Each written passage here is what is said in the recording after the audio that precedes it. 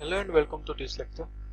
आज के इस लेक्चर में देखने वाले हम HTML5 के और न्यू एलिमेंट्स, जबकि आगे के लेक्चर में हमने देखा था कि कई सारे एलिमेंट्स। तो आज हम देखने वाले हैं न्यू एलिमेंट्स। उसके अंदर सबसे पहले हम देखेंगे नेव एलिमेंट्स। नेविगेशन हम कैसे क्रिएट कर सकते हैं। दूसरा है प्रोग्रेस टैग। तीसरा है सेक्शन, हम सेक्शन कैसे क्रिएट कर सकते हैं। और 5 है टाइम। उसके बाद है टेबल। तो आज के लेक्चर में हम ये सारे टैग कैसे हम रियल लाइफ के अंदर इंप्लीमेंट कर सकते हैं वो सब देखने वाले। तो सबसे पहले हम देखने वाले हैं नेव टैग के बारे में। तो नेविगेशन टैग है वो एक्चुअली में क्या है। आपने कई कबार आपकी वेबसाइट के अंदर को कभी भी आपने किसी भी वेबसाइट के अंदर ओपन किया तो आपको टॉप के अंदर हेडर के अंदर आपको कई सारे मेनू मिल जाते हैं, जैसे कि होम मेनू, अबाउट अस, आप किसी पोर्टफोलियो, जैसे आपको वही सारे आपको मेनू मिल जाते हैं। आपको हॉरिजॉन्टली टॉप के अंदर मिलेंगे, हेडर के अंदर। तो वो कैसे क्रिएट करते हैं, वो किसके अंदर क्रिएट होता है, तो वो एक नेविगेशन टैग के अंदर क्रिएट होता है। मतलब कि हम जब नेविगेशन टैग का यूज करके वहां पे हम ऐसे क्रिएट करेंगे कि जैसे कि होम है, अबाउट अस है, पोर्टफोलियो है, और सर्विस, जैसे आप बहुत सारे बना सकते हो। तो सबसे पहले हम स्टार्ट करने से पहले एक फाइल क्रिएट कर लेते हैं। यहां से हम न्यू फाइल करते हैं, फाइल मेनू में से न्यू, एक और फाइल क्रिएट कर ली। और इस फाइल में मैं क्या करता हूँ, पहले सेव कर लेता हूँ। तो यहाँ से मैं फाइल मेनू में से सेव एज, और यहाँ मैं ईफ ड्राइव में जाता हूँ और वहां पे अपनी एक न्यू फोल्डर क्रिएट कर देता हूँ। वहां पे नाम देता हूँ HTML। ओके, इस फोल्डर को ओपन करते ही मैं यहाँ पे अपनी फाइल जो सेव करता हूँ HTML index डॉट HTML, मतलब कि मैंने कहा वैसे हमारा जो भी एक्सटेंशन रहेगा वो क्या रहेगा, .html, क्योंकि हम HTML का कोड कर। तो ये हमारी फाइल सेव हो चुकी है। तो इसके अंदर हम क्या करेंगे, सबसे पहले हमारा जो HTML का कोडिंग करेंगे, मतलब कि हम जो नेव टैग यूज करने वाले हैं वो करेंगे। तो सबसे पहले मैं क्या करता हूँ, यहाँ पे मैं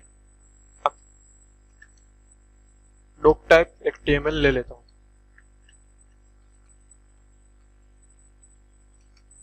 HTML, तो यहाँ से मैं इसको क्लोज कर देता हूँ। आगे एक्सक्लेमेटरी सिंबल। ओके, अब क्या करता हूँ, HTML टैग ले लेता हूँ। HTML, उसको भी क्लोज करना पड़ेगा।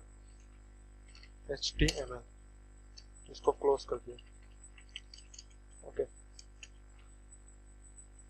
अब मैं एक हेडर टैग ले लेता हूँ, जिससे कि हमें हेडर में कुछ देना है तो वो भी दे सकते हैं।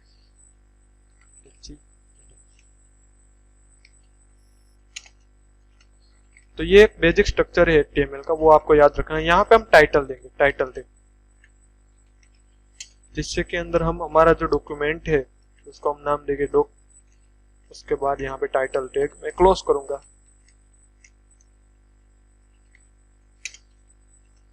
ओके, तो यहाँ पे मैंने दे दिया। अब यहाँ पे हम एक बॉडी टैग बनाएंगे, जिससे कि जो भी हम हमारा कोडिंग करेंगे HTML का, तो ये बॉडी टैग के अंदर ही आएगा, आपको भी पता है। तो ये बॉडी टैग के अंदर हम जो भी हमारा कोडिंग करेंगे वो यहाँ पे करेंगे। तो सबसे पहले हमारा जो आज का सेशन है, तो यहाँ पे मैं पहले सेव कर लेता हूँ। इसको हम विजिबल करके देखते हैं कि कैसे हमें फाइल दिखती है। तो यहाँ पे हम चाहेंगे फाइल मेनू में से हमने एप ड्राइव के अंदर कहाँ पे सेव किया था, HTML करके फोल्डर HTML, और यहाँ पे HTML इंडेक्स, तो ये ओपन कर ली है मैंने। तो यहाँ पे आपको दिख जाएगी ये फाइल। अभी यहाँ पे फिलहाल कुछ नहीं है। हमारा जो भी टाइटल टैग था वो हमने यहाँ पे दिया था डॉक, तो यहाँ पे वो आ गया है, बट दूसरा कुछ नहीं है, क्योंकि हमने कुछ बॉडी टैग के अंदर अभी कुछ हमने दिया नहीं है। तो सबसे पहले हम देखने वाले हैं नेव के अंदर। तो नेव हम कैसे क्रिएट करते हैं, तो यहाँ पे सबसे पहले मैं बॉडी के अंदर ले लेता हूँ नेव। यहाँ पे आपको मिल जाएगा नेव। नेव को मैं ऑन एंड दूसरी क्लोज करता हूँ नेव टैग को। नेव मतलब नेविगेशन।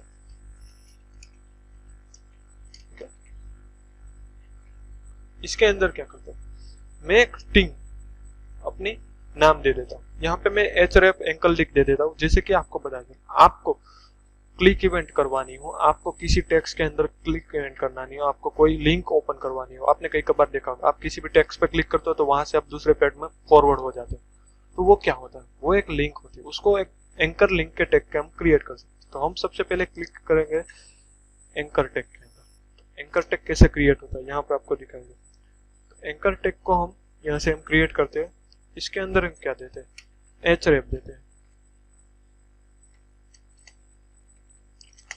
href का मतलब क्या है, मतलब कि जब भी आपका क्लिक हो तो क्या होना चाहिए, तो हमारा सबसे पहले तो पेज रिफ्रेश होना चाहिए, उसके दूसरा कुछ नहीं होना चाहिए। तो यहाँ पे हम कुछ नहीं देते, यहाँ पे हम खाली रखते हैं। उसके बाद यहाँ पे मैं दे देता हूँ होम, और यहाँ पे मैं ए टैग कंप्लीट करता हूँ।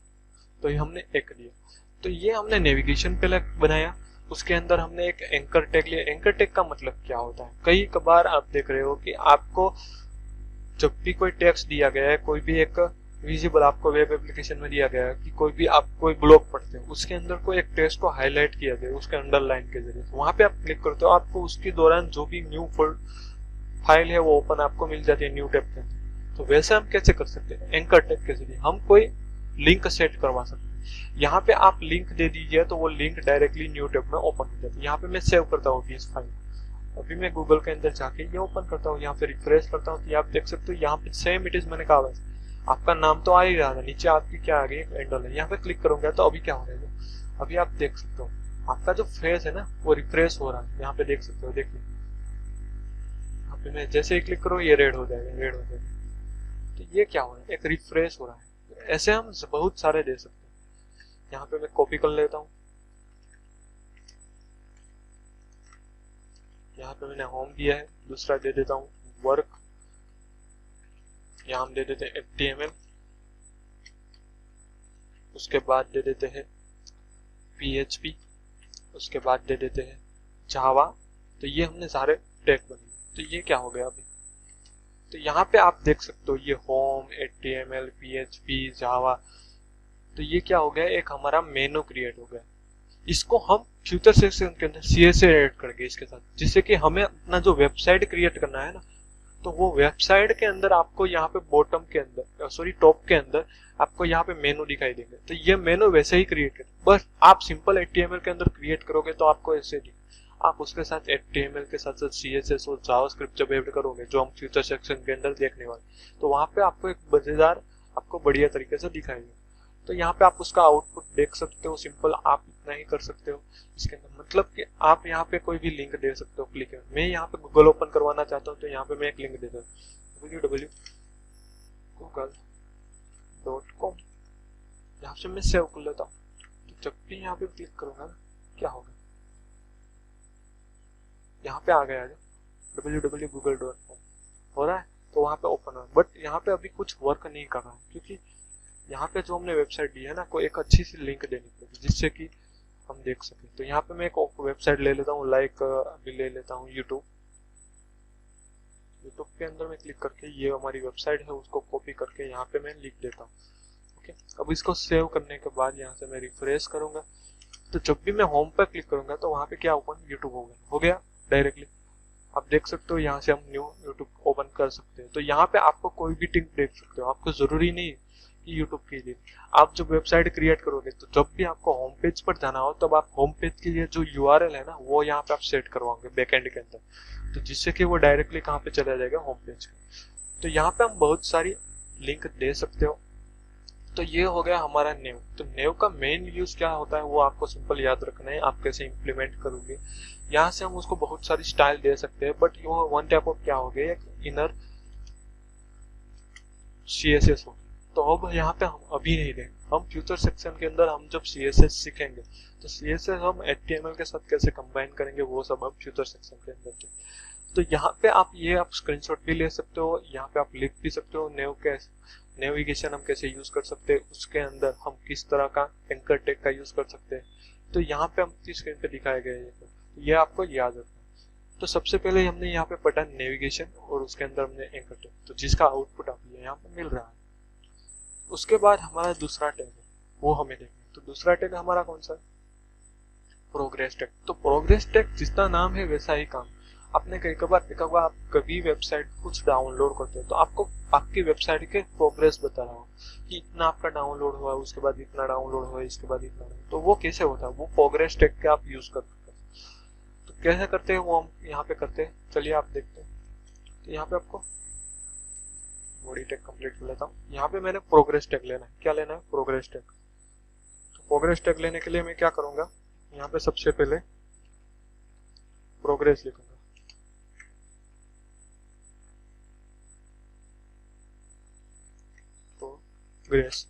प्रोग्रेस लेने के बाद यहाँ पे उसको मैं ऑन एंड क्लोज करूंगा प्रोग्रेस को। अब यहाँ पे हमने प्रोग्रेस ले लिया। अब जो भी हमें देना है इसके बीच में हमें कुछ नहीं देना है, जो भी हमें वैल्यू देनी है वो यहाँ पे देनी है। यहाँ पे सिंपली मैं यहाँ पे सेव कर लेता हूँ और यहाँ से रिफ्रेश करता हूँ, तो यहाँ पे आपको दिखने को मिलेगा एक एनिमेशन मिल रहा है, प्रोग्रेस आ रहा है जा रहा है, आ रहा है जा रहा है। तो आप कई बार डाउनलोड करते हो किसी भी चीज को, तो आपको इस टाइप का क्या दिखने को मिलेगा, प्रोग्रेस दिखने को मिल सकता है। तो ये प्रोग्रेस आप किस टैग के जरिए से बना सकते हो, प्रोग्रेस टैग।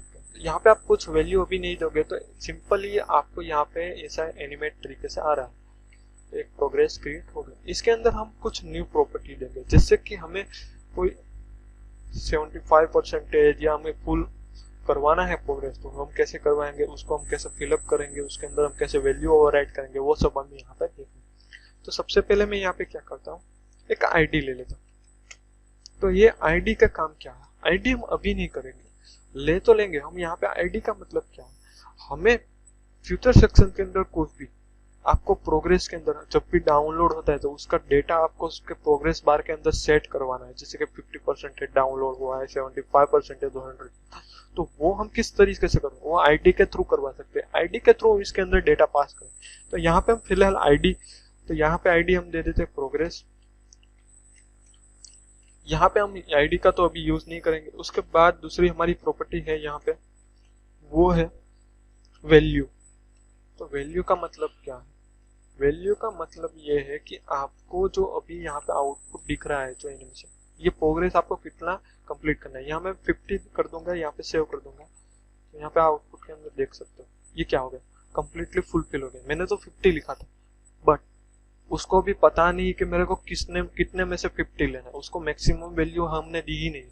वो आप कुछ भी नहीं दोगे तो अपने आप मैक्सिमम कितना लेगा, 50 ले लेगा। जब जितनी वैल्यू दोगे वो अपना मैक्सिमम ले लेगा। आप 1 दोगे तो 1 मैक्सिमम ले लेगा, 0 दोगे तो 0 मैक्सिमम। तो ये फिलअप होके आएगा। तो आप देख सकते हो यहाँ पे पहले आउटपुट था वो निकल गया, तो यहाँ पे मैंने 50 दिया। उसके बाद यहाँ पे मैं देख रहा हूँ मैक्स।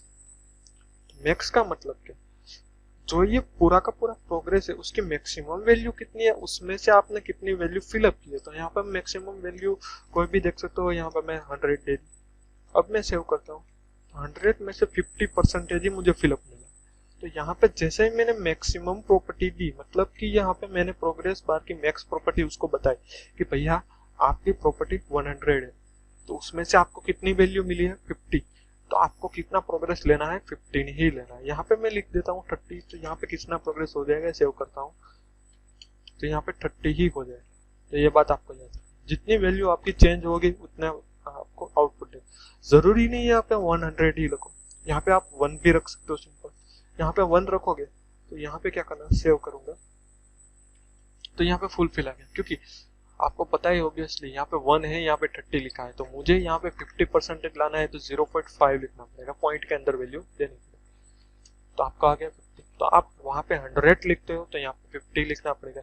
आप यहाँ पे 1 लिखते हो तो आप उसके हिसाब से यहाँ पे 0.5 लिखना पड़ेगा। यहाँ पे मैं 0.7 कर देता हूँ तो 70% है, तो वो किसी भी तरीके से आ सकता है। तो आ गया। तो ये हो गया हमारा प्रोग्रेस। तो प्रोग्रेस कैसे क्रिएट करते हो वो आपको पता चला होगा इसके अंदर। प्रोग्रेस टैग का मतलब आप कहाँ पे यूज करते हो, आपको कई कबार आपकी जो वैल्यू है वो डाउनलोड कर रहे हैं, आप वेब एप्लीकेशन के अंदर देख रहा होगा कि आपने कोई इमेज डाउनलोड करना है, तो वहां पे आपको ये टाइप प्रोग्रेस देखने को मिलेगा। आप इसके अंदर कोई भी वैल्यू नहीं दोगे तो सिंपली वो एक एनिमेटेड तरीके से ही आ जाएगा।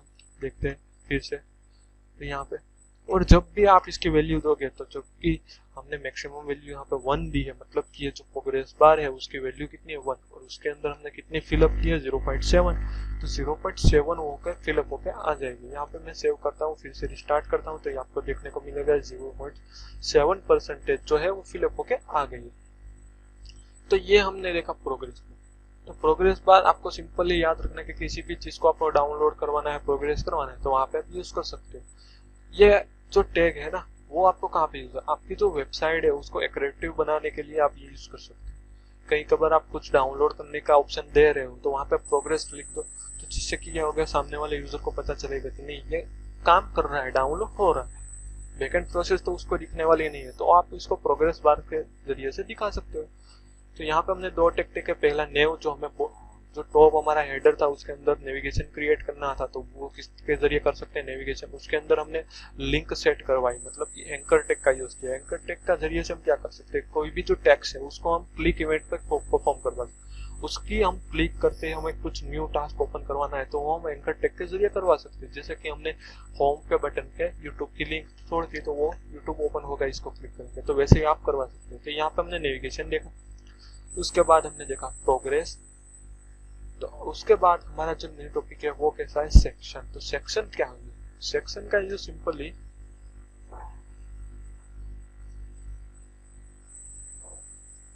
लास्ट पे પછી લંચ હે લાવું ને લઈ લે એવું છે।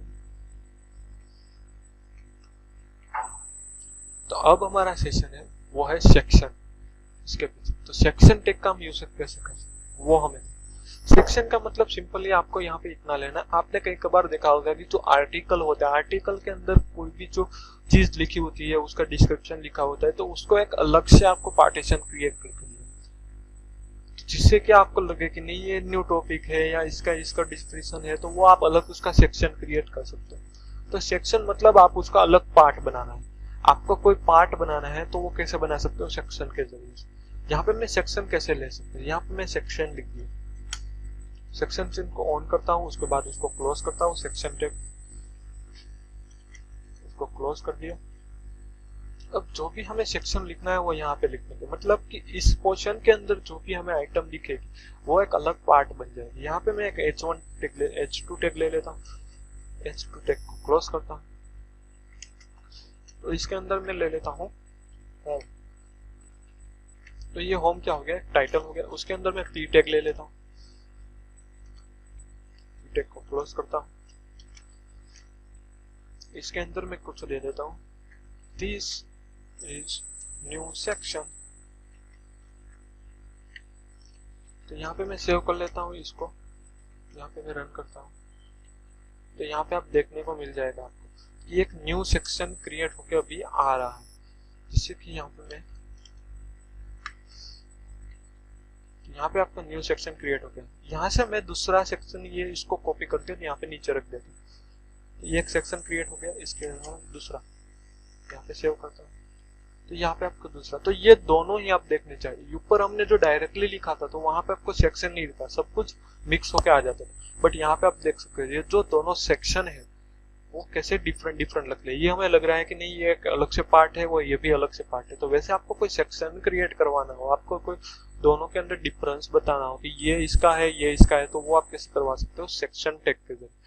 अभी आपको सेक्शन टैग का अच्छा से पता नहीं चलेगा, बट जब आप वेबसाइट के अंदर कोई पोर्शन क्रिएट करोगे या आप वेब डिजाइन करोगे तो उसके अंदर आपको पता चलेगा। आगे जाके हम वेब लेआउट क्रिएट करेंगे तो उसके अंदर हम पता चलेंगे कि इस तरह का हमें कोई पार्ट बनाना है, तो वहां पर हम सेक्शन टैग का यूज। यहाँ पे सब कुछ आउटपुट आपको सेम ही मिल रहा है। आपको लग रहा हो कि आउटपुट में क्या प्रॉब्लम आ रहा है, क्या चेंज आ रहा है, जो भी हमें आगे के लेक्चर में देखा तो ही आउटपुट आ रहा है। बट यहाँ पे आप अभी बेसिक टैग सीख रहे हो, इसके नाम के आधार पे हम उसका दूसरा यूज करेंगे।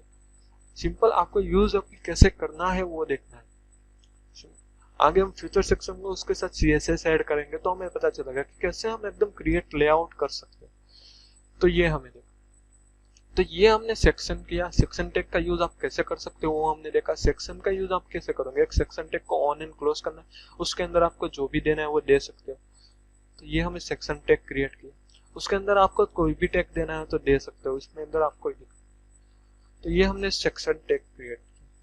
उसके बाद हमारा टैग है वो कौन सा है, टाइम टैग। तो टाइम हमें डिक्लेरेशन करवाना है, मतलब कि ये कोई पैराग्राफ टैग सिंपल आप ले लीजिए कि इसके अंदर हमने कोई डाल दिया। तो यहाँ पे मैं एक न्यू पैराग्राफ टैग ले लेता हूँ, पैराग्राफ।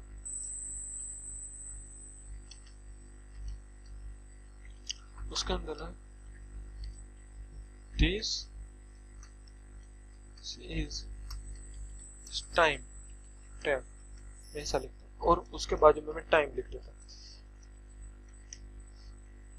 यहाँ पे मैं सेव, यहाँ पे आप देख सकते हो तो यहाँ पे आपको आ गया this is a time tag PM 10:00 PM, ये आपको मिलेगा। बट डेवलपर को कैसा होगा, मतलब कि जो भी कोई बैकएंड में डिजाइन कर रहा होगा एज ए डेवलपर, तो उसको कैसे पता चलेगा कि ये, तो आपको कभी कभार जो भी कोई टाइम लिखना है तो आप सिंपल एक टैग का यूज करेंगे, उसको डायरेक्टली आप पैराग्राफ टैग में नहीं लिखते।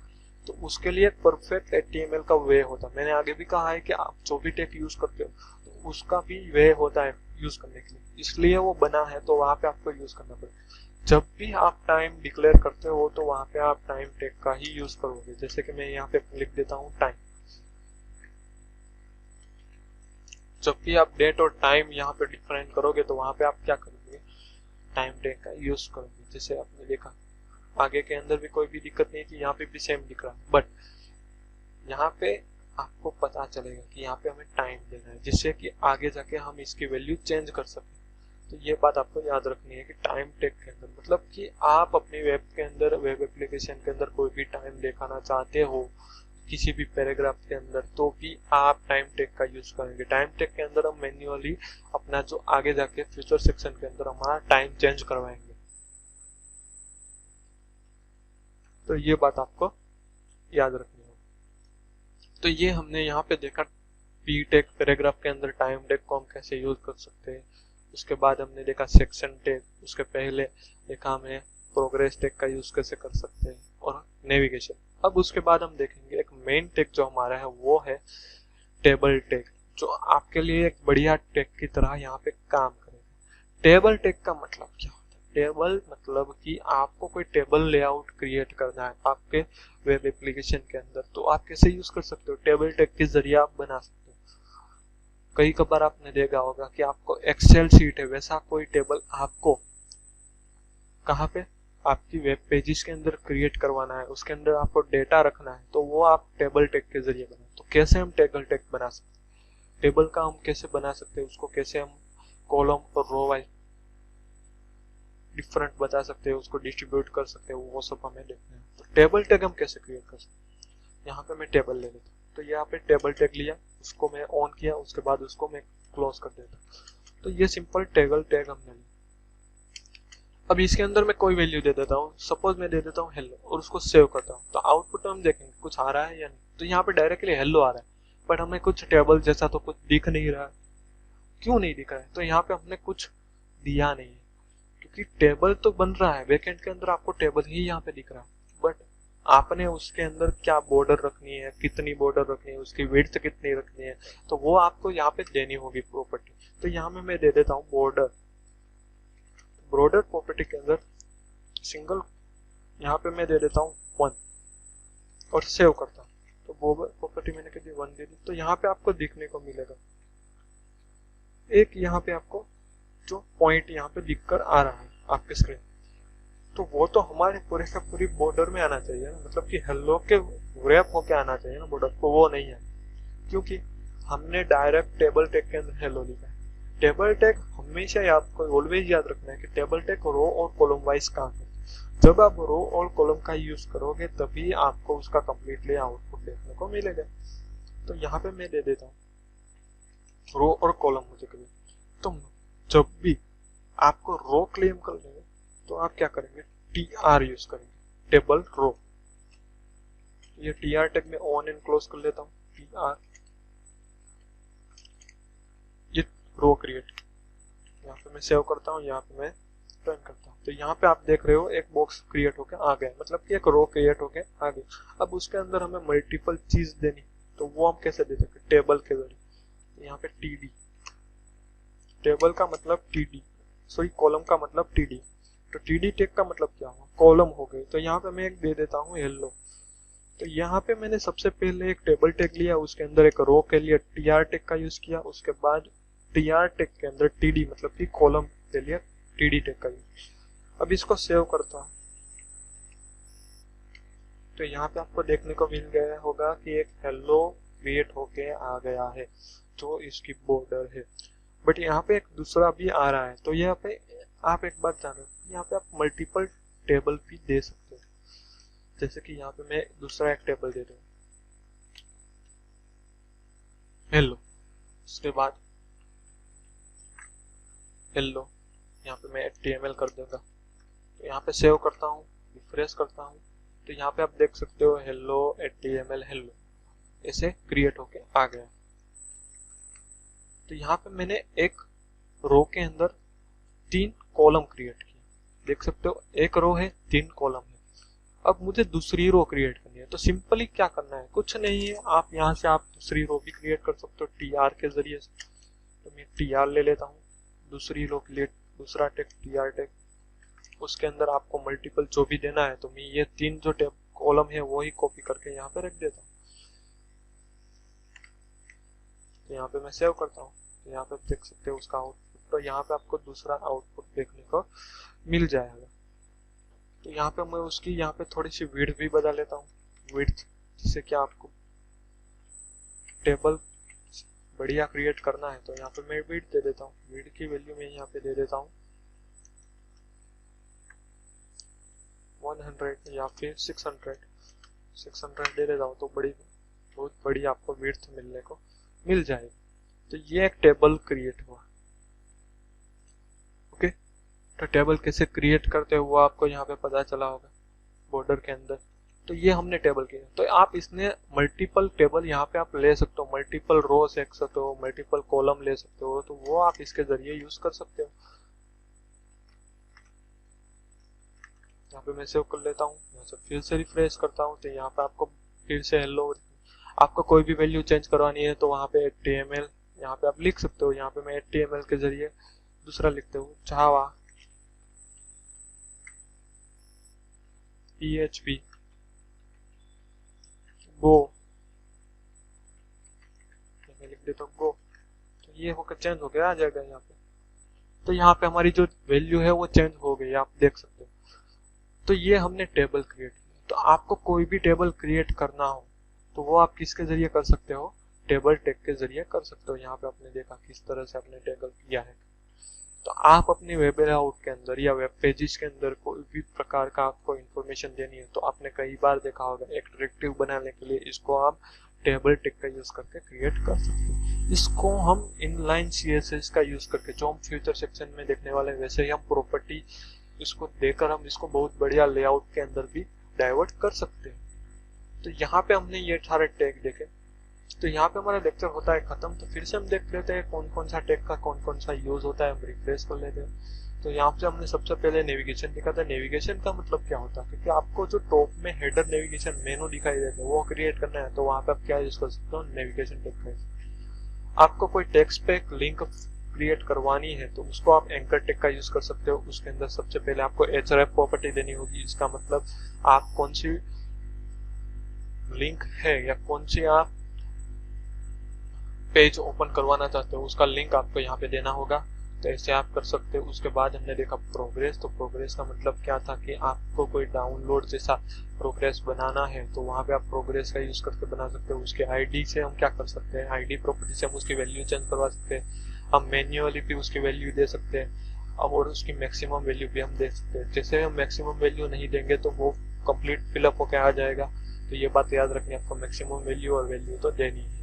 उसके बाद हमने सेक्शन क्रिएट किया था। कैसे सेक्शन क्रिएट कर सकते हैं वो भी हमने देखा। अलग से हमारा जो 2 सेक्शन क्रिएट किया था तो वो भी हम कैसे कर सकते हैं, मतलब कि अलग हमारा पार्ट कैसे क्रिएट करवा सकते हैं वो हमने देखा। उसके बाद हमने हमारा जो मेन टैग देखा वो देखा टाइम टैग, मतलब कि टाइम हम कैसे डिफरेंट कर सकते हैं। क्योंकि हमें फ्यूचर सेक्शन के अंदर यहाँ पे मैन्युअली टाइम हमें जब लेना होता है तो जो टाइम टैग के अंदर होता है वही हम मैन्युअली दे सकते हैं, बाकी हम चेंज नहीं कर सकते। तो वहां पे हम टाइम टैग दे सकते हैं। उसके बाद हमने मेन जो हमारा लिखा तो वो है टेबल टैग। तो यहाँ पे आपको टेबल टैग कैसे क्रिएट करना है, टेबल कैसे क्रिएट करना है, उसके अंदर मल्टीपल रो कॉलम कैसे क्रिएट करनी है, उसके बॉर्डर कैसे दे सकते हो, उसकी विड्थ कैसे दे सकते हो, वो सब आपको देखना है। तो ये सब दे सकते हैं। तो यहाँ हमारा लेक्चर होता है खत्म। यहाँ पे आपको आपकी स्क्रीन पर असाइनमेंट दिया गया है, वो आपको लेक्चर कंप्लीट होने के बाद फुलफिल करना है। ओके।